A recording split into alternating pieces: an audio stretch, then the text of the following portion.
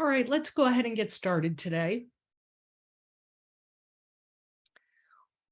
Welcome to Ask the Grant Writing Expert. I'm Meg Bouvier. You know me as the creator of your library of NIH grant writing courses. I'm a neuroscientist turned NIH staff writer turned full-time NIH grant writer, and I'm here to answer your questions about your application.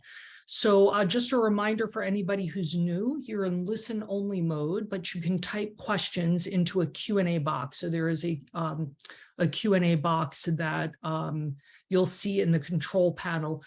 Feel free to type questions in there at any point during the next half hour.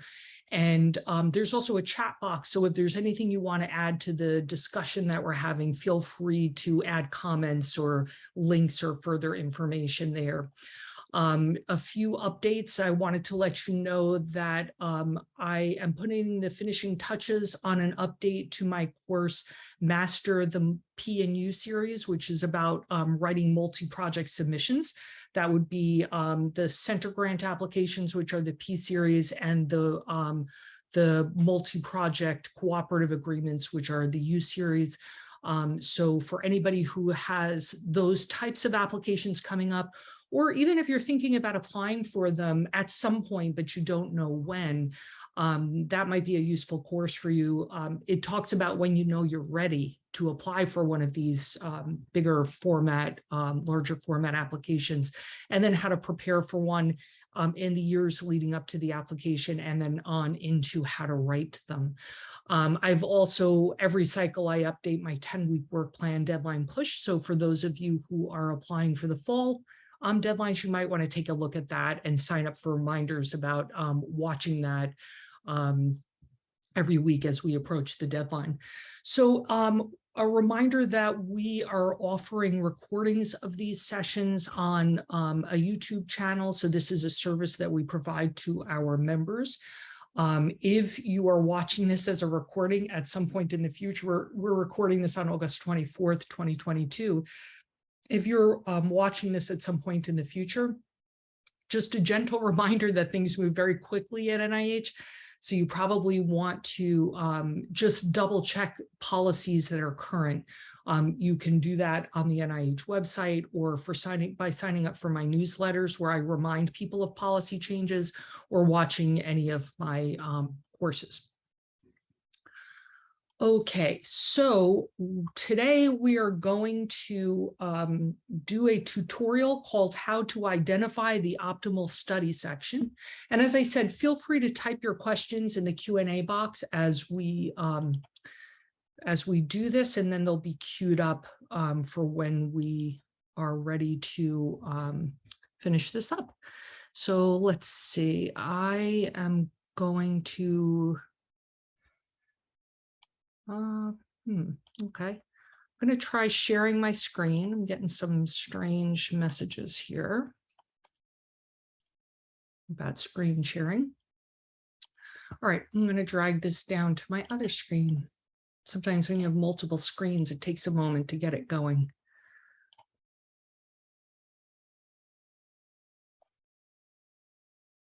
All righty, so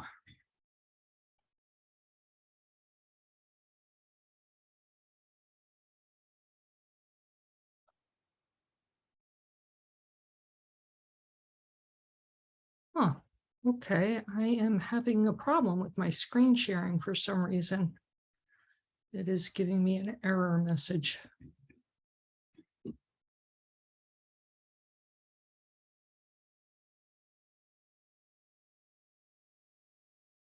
Let's see.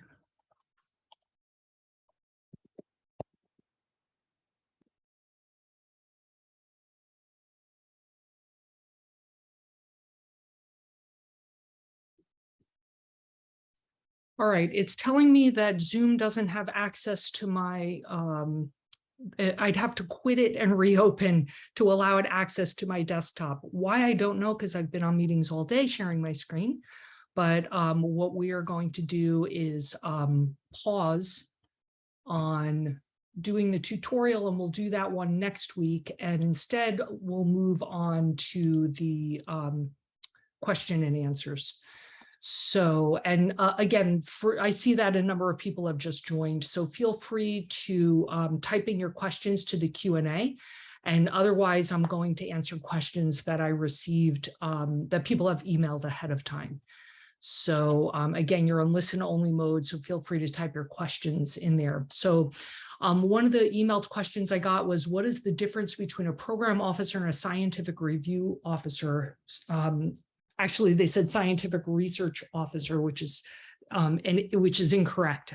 So what's the difference between a PO and an SRO? This is a question I get all the time. So a PO is a program officer. This is somebody who oversees a portion of the funding portfolio for a given NIH institute. So that person is in their primary job description is to advise grantees. So you are not bothering them if they call you. So these are, if you call them, these are people who identify areas of research emphasis that NIH is going to invest in the upcoming several years. And they devise topic-specific FOAs and write them and advise on them. Sometimes they put together review panels for some of those if it's an ad hoc review. So this is a person with whom you should have extensive contact during the course of your career. They can advise you on everything from an optimal funding opportunity announcement to the design of your specific aims page, to the optimal study section for a given funding opportunity announcement, even career advising and, you know, which series you should be in, if it should be the K series or the R series, and whether you're eligible for extensions to your ESI status, all kinds of things, advising on resubmissions. And I review a lot of this in Master the R series in the prep part one, the preparation course. On the other hand, the SRO, and that stands for Scientific Review Officer, it is not employed by NIH. They're actually an employee of the Center for Scientific Review, CSR. So that person runs the study section meeting. If it's a standing study section, that's all they do. So the extent of their contact with a given application is that you upload your application to grants.gov. It gets routed to a specific standing study section if it's going to a standing study section versus a special emphasis panel. And then the SRO will assign it to a primary, secondary, and tertiary reviewer typically. Sometimes it's 2, sometimes 4, but most typically 3. And then when the meeting occurs, they will oversee the meeting and make sure that everything is going according to Hoyle, that all the rules are being followed and everything is above board and legit and following the rules. And that's it. So your contact with the SRO should be minimal, if any. One of the few times you would contact an SRO is to ask them if they would be willing to add an ad hoc member who represents a type of expertise that might be missing from the panel. And that expertise would be something you need for a fair and impartial review. But beyond that, your contact with the SRO should be minimal, if any, and your contact with a program officer should be extensive during the course of your career. Okay, so we have a question that's been typed in. If an applicant has more than one grant in a certain study section, so the same meeting, will reviewers compare the applications and would that affect their scoring? That's a really good question, and that's one that I get all the time. And the answer is it depends. And there are differing opinions on this as well. So if you are junior faculty and you're trying to land your first R01 and you have multiple ideas and for which these projects you have a considerable amount of preliminary data, my personal opinion is that it's probably not a terrible thing to have 2 R01s in review simultaneously.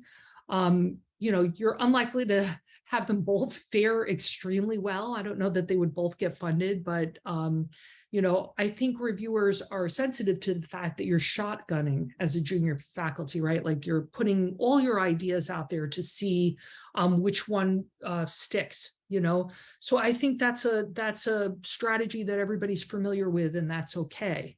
Obviously, you can't have the same science and review simultaneously anywhere at NIH. So that's, you know, if you have like an R21 and an R01 that had overlap, that's not okay ever, even if it's not the same study section. So, you know, but I don't think that's what this person is asking. If you're a more senior person and you have two R01s in the same study section at the same time, maybe that's not the best idea, especially if you have R01 funding already. That can, sometimes that's frowned upon by reviewers. So you may want to stagger when you submit them so that they're not going in at the same time. But I think for junior faculty, I think everybody understands that you're just putting ideas out there as fast as you can to see what you can get some sort of a good response on while you still have early stage investigator status. So I think it's okay if you're junior faculty. And I know the person who asked the question, and she is junior faculty. So if you're asking for yourself, I would say that that's okay to do. So I hope that that answered that question. Okay, another question that just came in: how much preliminary data is enough for the R01 application? Wow, that's the question I probably get asked more than anything. So that's the $1 million question, right? And the answer is, who knows, right? Because I mean, the saying is that reviewers have an almost insatiable appetite for preliminary data. And a lot of junior grantees complain that they feel like the project is almost done before reviewers will buy the feasibility of it, especially if it's your first R01.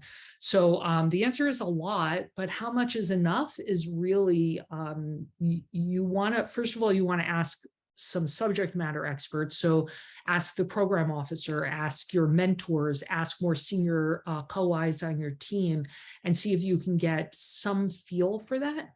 But the bottom line is it's always going to just depend on a given panel of reviewers. And even seasoned grantees are sometimes surprised at how reviewers react to a given amount of data. So I will say that you have to have publications in the field in which you're proposing. You have to have at the R01 level, and that's true even at the K level. You're going to have at least one publication with your mentor in the field in which you're proposing you need mentoring. So even there, you need to be pretty far down the pipeline. At the R01 level, you're going to have probably multiple publications, not just on the topic, but with your team. It has to be an established collaboration. So that gives you some sense of the amount of preliminary data. But really, you can ask subject matter experts like your PO and your mentors and co-Is. But the bottom line is you really aren't going to know until you just try, until you just wing it and put it into a study section and see how that study section reacts to it, and see if they think it's enough for a given project. And for a given grantee, if it's your first R01, you probably need more data than if you were a seasoned veteran and had successful R01s under your belt already. So I hope that that answers that question. We have another question that just came in. If you are still trying to land your first R01, is it a problem if multiple applications share one specific aim, or do all need to be distinct across multiple applications? You cannot have the same science in review simultaneously at NIH. So if there is an aim that overlaps, let's say project 1 and project 2, each have 3 specific aims, they're both R01s, and one of the aims has some overlap, that is not kosher at all. You can't submit those at the same time. So, but I will say that it is kosher to have that in review at another federal agency or at private foundations. So, and I can't remember where this person is in her career stage, if she's ESI, but what you may, Julie, what you may want to think about doing is breaking off a name and submitting it to a private foundation, or having some overlap and submitting that to another federal agency. So for some people, like a lot of cancer researchers will apply simultaneously to NCI and DOD. DOD has, Department of Defense has a robust cancer portfolio. Or some people may be able to apply to AHRQ or PCORI in parallel to applying to NIH. I wouldn't make them identical, but if you have like one aim overlapping, that's okay. But it can only be if you're applying to a private foundation or other federal agency. You can't have overlap in the aims in two projects under review at NIH at the same time. So hopefully that answers that question. Okay, so keep them coming. There's a Q&A box for those who want to ask more questions. And otherwise, I'm going to go through some of my emailed questions, and they've been grouped by my team by category. So we're going to continue along with the SRO question. So this one was, how does the SRO assign the primary reviewer? And is it possible to predict the primary reviewer based on the roster? So this is also a great question. So the SRO is indeed the person who, just to recall, and I know some of you are just joined after I answered this question, but the SRO, the Scientific Review Officer, is an employee of the Center for Scientific Review, and they oversee the study section meeting. So among their tasks, when they receive the application, they will assign the primary, secondary, and tertiary reviewer to that application. And they do that based on their perception of the person's expertise vis-a-vis the given project. So they're probably looking largely at the aims page at that point, maybe some other things as well, but primarily the aims page. And they will decide based on that which of their reviewers has the closest match in terms of expertise. Can you predict the primary reviewer based on the roster? Maybe. It's a little hard to do because for several reasons. One is that at the end of every June, some percentage of the roster rotates off. And you're probably looking at a roster that's a number of months old. So it may not be completely up to date. Some of those people may have rotated off. The other thing is not every reviewer is in attendance at every meeting. Back in my day, actually not that long ago, probably within 5 years, all reviewers who were invited to serve on standing study sections had to serve consecutive reviews. So they were invited to serve 3 times a year for 4 years. So it was 12 consecutive reviews. You can imagine that that's pretty burdensome for somebody who's running their own research program and writing their own grants and publications. So what they did to ease the burden on reviewers is invite them to serve. They have the option of serving 2 times a year for up to 6 years. So it's 12 non-consecutive sessions. And they have the option of sitting out once a year if they choose to do that. So you can look at the roster, but you might pick a couple of people who look like they would be a good fit for your application, but you have no idea, not only have they rotated off, but are they even in attendance at that particular review panel? You won't be able to know that just by looking at the roster. You're never going to know that. Having said that, sometimes people, once they read the summary statements, they can tell who the primary reviewer is. You'll never be able to confirm it, but often you'll be able to tell just based on your knowledge of the closest matches on the panel to your work. So, all right, another question came in just now. Is the primary reviewer given the most highest weight and so on and so forth? Nope. So not technically anyway. So So the way the review works is that your 3 assigned reviewers will review your application and score it ahead of the study section meeting, and they upload their scores to a portal. And they're given a 24-hour window to look at what the other assigned reviewers wrote and to change what they have said or what their scores are based on what they see the other people say. So maybe they'll see a point that was raised by another reviewer and think, oh yeah, that's a good point. Let me adjust my score accordingly. So, and then as you all know, the top half of those applicants proceed to be discussed at the study section meeting. So the study section meeting has maybe 30 or so reviewers. Everybody's vote is weighted equally. So the primary reviewer does lead the discussion. So one might argue that even though their score is not weighted, one could argue that their opinion is weighted among the reviewers, among the entire panel, because at least in theory, they're the ones who understand your work at the deepest level. So you know, this isn't always the case. And those of you who have sat in on panels know that this is not always the case. Sometimes heated debates break out among the assigned reviewers or even among other people. You have no control over that, of course. The important thing to know is that everybody's vote has the same weight and it's averaged across your 30 or so reviewers. And the key piece of information to know there is that the vast majority of your voting reviewers who have an equal vote to the assigned reviewers will never have laid eyes on that application before the study section meeting. And all they will ever do is skim it. They're just skimming the application while people are discussing it. So this is why I always advocate for writing a grant application very differently than how you write a manuscript, because manuscripts are reviewed and read by other scientists, usually in a quiet room where nobody's speaking, and they read it from front to back, and that's that. But grant applications are skimmed. They're read like newspapers.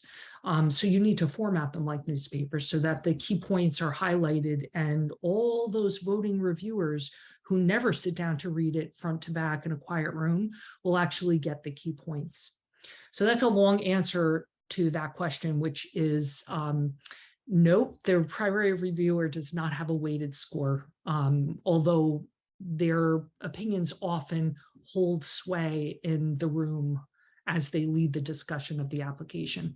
Okay, and we have 2 more questions that just got typed in. If I used the same project to apply for grants from NIH and a private foundation, and both of them get awarded, can I accept both of the fundings? No. So what would happen in that instance, and this does happen frequently, and program officers at NIH are used to dealing with this. So let's say, for example, let's go back to the example I gave of you have submitted a cancer grant to NCI and one to DOD, and the 2 projects overlap in one aim. So what would happen if, may you be so lucky to get both of them funded, what would happen is you would let the program officers in both programs know. I received a fundable score at both of these places, and there's some overlap in the aims, but not complete overlap. And then the 2 of them usually get on the phone with each other and decide who's going to fund what. And they kind of divide it up based on where the overlap is. But no, you cannot accept funding from both places to do the same thing. That would not be allowed. And it's the same thing with private foundations. If you have like 3 aims on an R01 at NIH, and then you broke off aim 1 and went and tried to get it funded at a foundation, and they both get funded, often what will happen is that the foundation will do that aim 1 and NIH would fund aims 2 and 3. But the program officers at the 2 places, the 2 funding agencies, would talk and figure it out. So that would be for them to take care of. They'll figure that out for you. So will they cut the budget? Yeah. So each of them would, depending on how much of the project, you know, in that example I just gave where aim 1 is going to be funded by the foundation, and aims 2 and 3 would be funded by NIH. Of course, there would be a cut in the budget then as well, a concomitant cut in the budget that would be commensurate with whatever was taken out of the project. So hopefully that answers that question. And we have 5 minutes left and another question typed in here.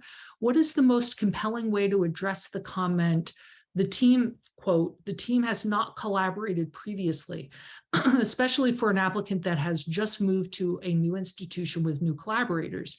Even if we could push through a review article, how much weight is given to a review paper because it doesn't really show that we can recruit and collect data together? And there's more to this question, but let me answer that more quickly. You're not going to be competitive on an R01 if you just move to an organization and you have a new team and you haven't published together. That's just a fact. And people may tell you otherwise, but I would be absolutely shocked if that were the case. I would hold off on applying. You know, you might be able to put something in as like an R21. Without the team really having fully collaborated. Maybe on an R21, the team might have collaborated to gather the preliminary data, but they don't have a publication yet. But at the R01 level, I can't think of an example where a team that has not published together and not a review article, but a scientific publication was able to get R01 funding. I just don't see that happening. So, unfortunately, the answer there is you probably have to wait, either put it in as an R21 or wait until you guys have a publication. On a related question for a Katz Award, would a review paper on the topic designate expertise and make it look like there is no change in research direction? Oof, that is a really good question. So for those who are unaware, the Stephen Katz R01 is an R01 for early stage investigators, and you are not allowed to have preliminary data. It's meant for a new direction, a new research direction for an ESI. I would probably ask the program officer that question. I don't know if I were the reviewer, it wouldn't bother me because it's not original research. You're doing a review. And it's not even a meta-analysis, it's just a review. So to me, I would find that okay because it's not original research, but I would, if you do that, when you write your statement, saying how it's a new, because there's a separate, for those who don't know, there's a separate section in the Katz where you have to state how this is a new research direction for the PI.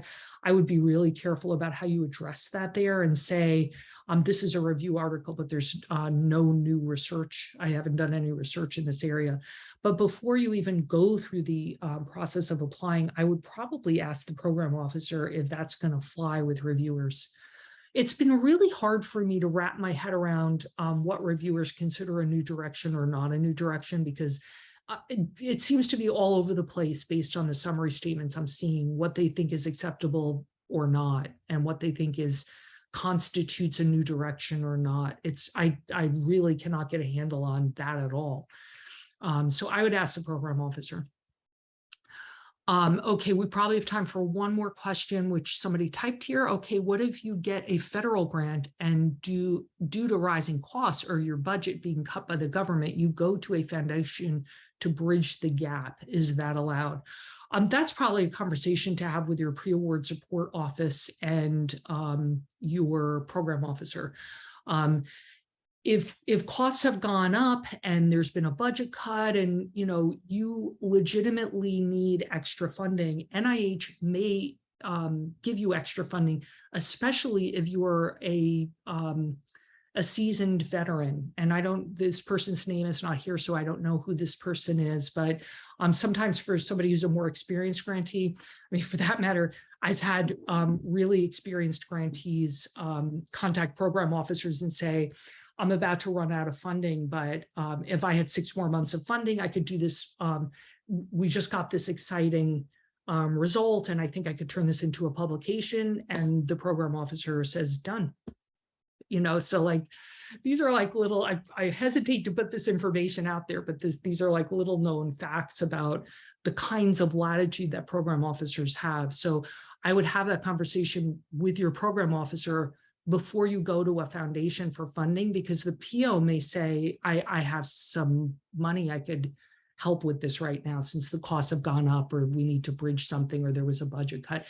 Budgets are kind of a moving target at NIH, because they can't always say how much they're going to have at the end of the year or how much they're going to get on the upcoming year. So sometimes there's some latitude there. Hopefully that answered your question. And one person just put, how do you define a new research direction? We were just talking about that on the Katz, and I don't know. That's the answer. You know, it's been really hard to figure out what reviewers consider a new research direction. I can tell you that a lot of Katz applicants have some preliminary data and they just withhold it. And so they put the Katz in, and while that's project is locked up for 9 months being reviewed, they generate more preliminary data, and hopefully if the Katz isn't funded, they can put it in as a more competitive R01. So that seems to be a strategy a lot of people use, but somehow you've got to make the case on a Katz that this is an area where it's brand new for you, either you know, the same techniques, but a new disease area, or something along those lines, to make the case for something new. So we are out of time. I hope that I really appreciate all the questions that people have asked. It's great. My apologies for the problems with the mini tutorial, but we'll come back to that in a subsequent week. I'll do that one as well. And it'll all be recorded, so you'll be able to see it there. And if anybody needs to know how to choose an optimal study section, it is described in detail in Master the R Series Part 1 preparation. So I wish you all the best of luck in your preparation, especially if you're like me, kicking into high gear for the fall deadlines.